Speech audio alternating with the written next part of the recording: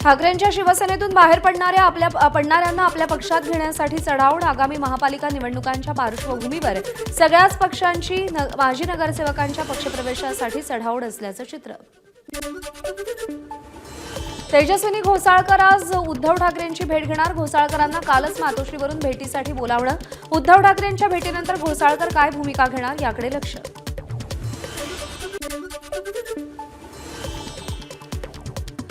तेजस्वी घोसाळकर पक्ष सोडतील असं वाटत नाही. ठाकरेंच्या शिवसेनेचे खासदार संजय राऊतांनी विश्वास व्यक्त केला. भंडाऱ्यामध्ये ठाकरेंच्या शिवसेनेला आणखी एक धक्का. जिल्हाप्रमुख रवी वाढई यांचा शिंदेंच्या शिवसेनेत प्रवेश. आमदार नरेंद्र भोंडेकरांच्या नेतृत्वात शिंदेंच्या उपस्थितीत मुंबईत पक्षप्रवेश. उपमुख्यमंत्री अजित पवारांच्या राष्ट्रवादीचे पुणे शहराध्यक्ष दीपक मानकरांचा राजीनामा. बदनामीचा प्रयत्न सुरू असल्यानं राजीनामा देत असल्याचा पत्रामध्ये उल्लेख. बनावट कागदपत्राप्रकरणी गुन्हा दाखल होता. दोन्हीही राष्ट्रवादी एकत्र येण्याबाबत कोणतीही चर्चा झाली नाही. राष्ट्रवादीच्या बैठकीनंतर अजित पवारांची विलिनीकरणावर प्रतिक्रिया. पक्षातली गळती रोखण्यासाठी शरद पवारांनी एकत्र येण्याचं वक्तव्य केलं असेल. राष्ट्रवादीच्या बैठकीत अजित पवारांनी वक्तव्य केल्याची सूत्रांची माहिती. दोन्ही राष्ट्रवादी एकत्र येण्याच्या चर्चा सुरू असतानाच आज राष्ट्रवादी काँग्रेस शरदचंद्र पवार पक्षाची बैठक. पक्षाचे प्रदेशाध्यक्ष जयंत पाटील यांनी ही बैठक बोलावली आहे. उद्या मुंबईमध्ये पालिका निवडणुकांच्या पार्श्वभूमीवर खासदार श्रीकांत शिंदे नाशिक जिल्ह्याची आढावा बैठक घेणार. बैठकीला जिल्ह्यातील सर्व प्रमुख पदाधिकाऱ्यांना उपस्थित राहण्याच्या सूचना. भाजपच्या धाराशिव जिल्हाध्यक्षपदी दत्ता कुलकर्णींची दुसऱ्यांदा वर्णी. स्थानिक स्वराज्य संस्थेच्या निवडणुकीच्या अनुषंगानं या निवडीला महत्त्व. उपमुख्यमंत्री एकनाथ शिंदेंच्या ठाण्यातील निवासस्थानासमोर प्रहार संघटनेकडून रक्तदान आंदोलन.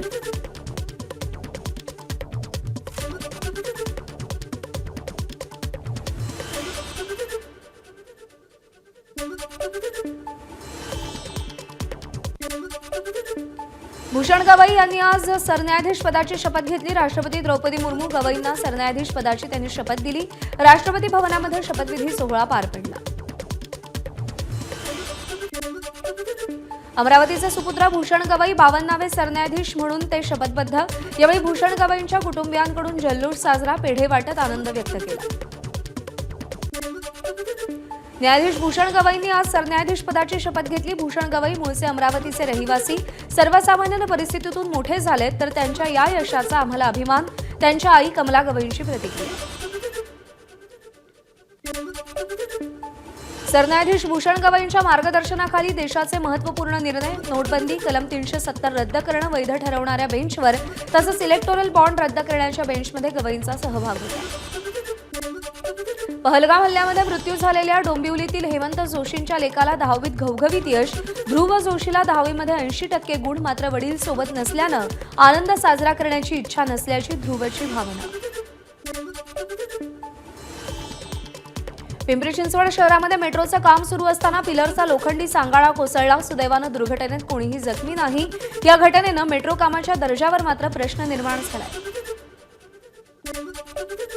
2 दिवसांच्या रात्रकालीन मेगाब्लॉकमुळे सीएसएमटीवरून सुटणारी शेवटची 12:24 लोकल तर ठाण्याहून सीएसएमटीकडे जाणारी सकाळची 4:04 पहिली लोकल आज आणि उद्या रद्द असेल.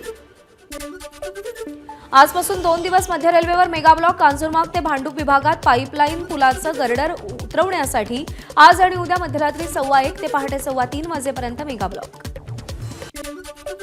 कोल्हापूरच्या अंबाबाई मंदिरात आणि ज्योतिबा मंदिरात उद्यापासून ड्रेस कोड लागू होणार. पारंपरिक कपडे परिधान करून मंदिरात येण्याचं पश्चिम महाराष्ट्र देवस्थान समितीकडून आवाहन केलं गेलंय. तुळजाभवानी देवीच्या मंदिरातील उपदेवता ब्रह्मदेवाच्या मूर्तीला तडा. विकास आराखड्याचं काम करताना तडा गेल्याचा भोपे पुजारी मंडळाचा आरोप. तुळजाभवानी मंदिराचे विश्वस्त आणि महंताविरोधात गुन्हा दाखल करण्याची मागणी. अकोला शहरातल्या गांधी रोडवरील 5 ते 6 दुकानांवर आयकर विभागाचे छापे. आयकर विभागाच्या कारवाईनं अकोल्यातील सराफा वर्तुळात एकच खळबळ. गायक सोनू निगमची कर्नाटक उच्च न्यायालयामध्ये धाव. त्याच्या विरुद्ध दाखल केलेले गुन्हे रद्द करण्याची मागणी. न्यायालयाकडून 15 मे पर्यंत सुनावणी तहकूब. भंडाऱ्यामध्ये अल्पवयीन मुलीशी विवाह करणाऱ्या पतीची कारागृहात रवानगी, गुन्हा दाखल. तरुणी गरोदर राहिल्यानं तिला प्राथमिक आरोग्य केंद्रात तपासणीसाठी नेलं असता ती अल्पवयीन असल्याची माहिती समोर आली आहे. बुलढाणा शहरातील मिर्झानगर परिसरात आगीमध्ये 4 घरं जळून खाक. मध्यरात्री अचानक आग लागल्यानं नागरिकांची धावाधाव. ही आग नेमकी कशामुळे लागली हे मात्र अजूनही अस्पष्ट आहे. नागपूरमध्ये डाव्या विचारांच्या संघटनांच्या कार्यक्रमात धक्कादायक प्रकार. फैज अहमद फैज यांच्या हम देखेंगे कवितेतून सत्ता उलथवण्याचा संदेश. कविता सादरीकरणानंतर व्यासपीठावरून वादग्रस्त वक्तव्य. पाकिस्तानच्या वेबसाईट सर्च केल्याचा संशय. मालेगावातून एका तरुणाला चौकशीसाठी ताब्यात घेतलं. एटीएस पथकाकडून मोबाईल ताब्यात घेत तरुणाची 6 तास कसून चौकशी. भारताच्या माऱ्यामध्ये पाकिस्तानच्या 11 एअरबेसचं मोठं नुकसान. उद्ध्वस्त झालेल्या एअरबेसचे सॅटेलाईट फोटो समोर. एअरबेसच्या नुकसानीची पाकिस्ताननंही कबुली दिली आहे. भारत पाकिस्तान तणावामुळे अफवा पसरवणाऱ्या 40 फेसबुक, इंस्टाग्राम आणि युट्यूब अकाउंट्सवर गुन्हा दाखल. उत्तर प्रदेश पोलिसांची कारवाई. विजय शहा यांचं कर्नल सोफिया कुरेशींबद्दल वादग्रस्त वक्तव्य. एका कार्यक्रमादरम्यान विजय शहांनी कर्नल सोफिया कुरेशी यांचं वर्णन दहशतवाद्यांची बहीण असं केलं. कर्नल सोफिया कुरेशी यांच्याबद्दल बरळणारे भाजपचे मंत्री विजय शहांनी माफी मागितली. जर आपण ओघात एखादी गोष्ट बोललो असू तर कोणाच्या भावना दुखावल्या असतील तर आपण माफी मागतो. सोफिया कुरेशी आपल्यासाठी सख्या बहिणीपेक्षा जास्त असल्याची प्रतिक्रिया. कर्नल सोफिया कुरेशींबाबत केलेलं वादग्रस्त वक्तव्य विजय शहांना भोवण्याची शक्यता. भाजपचे मध्य प्रदेशचे मंत्री विजय शहा यांच्यावर भाजप कारवाई करण्याची शक्यता. मुख्यमंत्री योगी आदित्यनाथ यांनी तिरंगा यात्रेला हिरवा झेंडा दाखवला. उपमुख्यमंत्री ब्रजेश पाठक, प्रदेशाध्यक्ष भूपेंद्र चौधरींसह अनेक नेत्यांची उपस्थिती. ऑपरेशन सिंदूरच्या यशानंतर पंतप्रधान नरेंद्र मोदींच्या अध्यक्षतेखाली आज केंद्रीय मंत्रिमंडळाची बैठक. मंत्रिमंडळाच्या बैठकीपूर्वी सीसीएसची बैठक होण्याची शक्यता. आज दिल्लीमध्ये काँग्रेसच्या वरिष्ठ नेत्यांची बैठक. मल्लिकार्जुन खरगेंच्या मार्गदर्शनाखाली बैठकीत पाकिस्तानसोबतची सध्याची परिस्थिती आणि डोनाल्ड ट्रम्प यांच्या विधानांवर चर्चा होणार.